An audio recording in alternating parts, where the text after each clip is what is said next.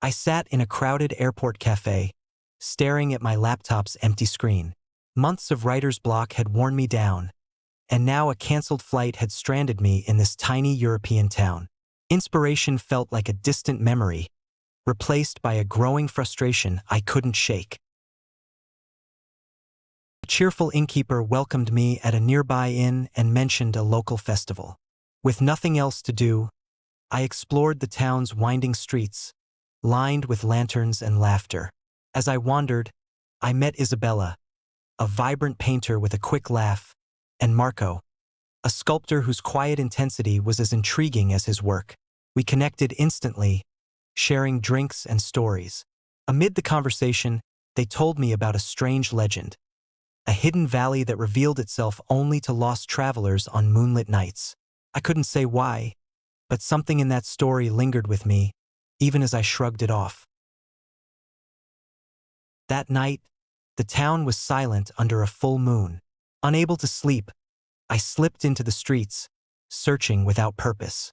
I wasn't sure what I hoped to find, but my frustration had driven me to a place beyond logic. I wandered through dark paths, drawn forward by some quiet promise, but I returned to the inn as empty-handed as I'd been for months.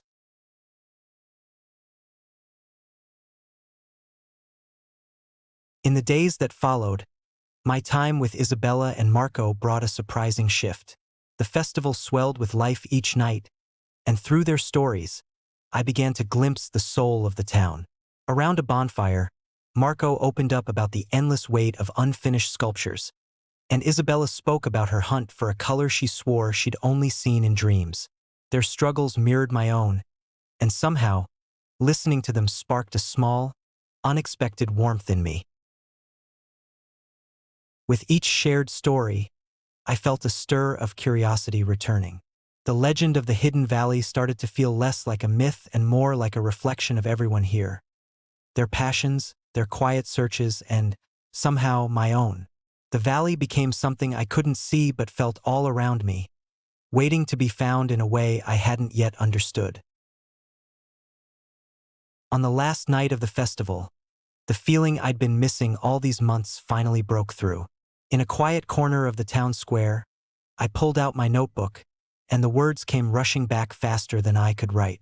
The story poured out of me, shaped by the valley's whispers, the town's energy, and the people who had pulled me out of my silence. The next morning, as I prepared to leave, Isabella pressed a painted stone into my hand, and Marco's quiet smile held a new depth. "The valley doesn't always need to be found," he said softly. "Sometimes, just looking for it is enough." As the plane lifted into the sky, I looked back at the town, the ache of gratitude filling me. I'd arrived here empty, but I was leaving with more than I could have imagined. The valley, real or not, had given me back the words I'd thought I'd lost. Wherever my path led next, I knew this was only the beginning.